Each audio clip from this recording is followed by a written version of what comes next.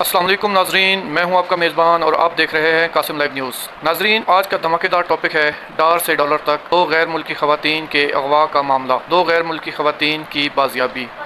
دو غیر ملکی خواتین سے 1.5 ملین ڈالر ہتھیانے کا معاملہ، پاکستان کا سیوک سینس 2026۔ ناظرین، دو غیر ملکی خواتین کو پاکستان بلایا گیا لوٹ مار اور ان پہ تشدد کے لیے۔ ناظرین، دو غیر ملکی خواتین جن میں سے ایک کا تعلق وینزویلا سے تھا اور ایک کا تعلق نیدرلینڈ سے تھا، ان کو جھانسا دے کر پاکستان بلایا گیا کرپٹو ٹریڈنگ بزنس کے لیے، لیکن صحیح رسپانس نہ ملنے کے بعد ایک جال بچھایا گیا اور اپنی پاور اور اقتدار کا شو آف کرایا گیا کہ دیکھو یہ میری تصاویر کہ میں deputy prime minister of Pakistan کے کتنا قریب ہوں، جس کی وجہ سے دو مچھلیاں اس کے جال میں پھنسنے کو تیار ہو جاتی ہیں، اور جال بچھانے والا اور کوئی نہیں، پاکستان کے deputy prime minister Ishaq Dar کا گرینڈ سن اور پنجاب کے منسٹر علی ڈار کا بھانجا رضا ڈار ہے۔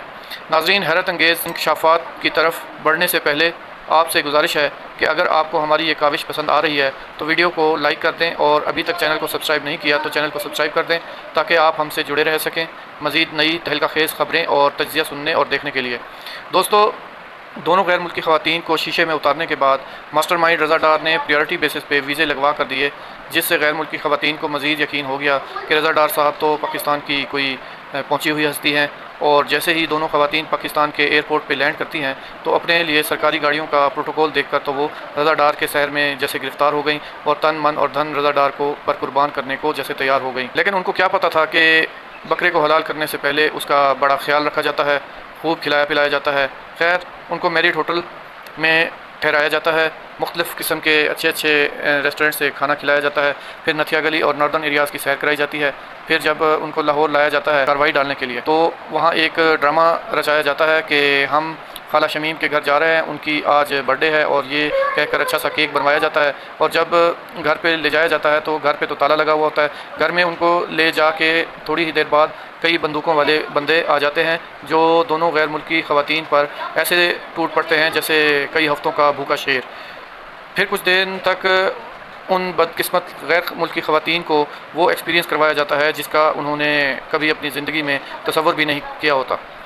جسم کی بھوک مٹانے کے بعد پیسوں کی ہوس کو مٹایا جاتا ہے اور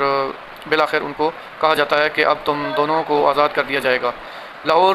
شہر کے ایک مصروف ترین روڈ پر ان کی گاڑی کسی دوسری گاڑی سے ٹکرا جاتی ہے اور ان غیر ملکی خواتین کو باہر نکال کر شور مچانے کا موقع مل جاتا ہے، اور جیسے ہی لوگوں کو اکٹھا ہوتے دیکھتے ہیں تو وہ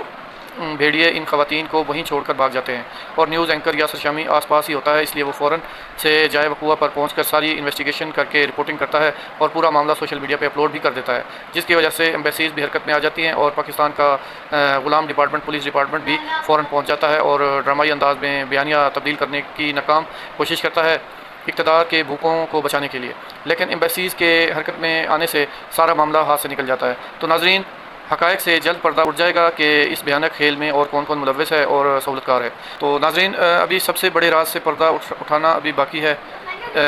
تو اس سارے معاملے کے پیچھے آخر بگ باس کون ہے؟ ناظرین، آپ کو کیا لگتا ہے کہ اس معاملے کے پیچھے اور کون کون سے لوگ ملوث ہو سکتے ہیں؟ اپنی رائے کمنٹ میں ضرور دیں۔ ملتے ہیں اپنی اگلی ویڈیو میں، دیکھتے رہیے قاسم لائیو نیوز۔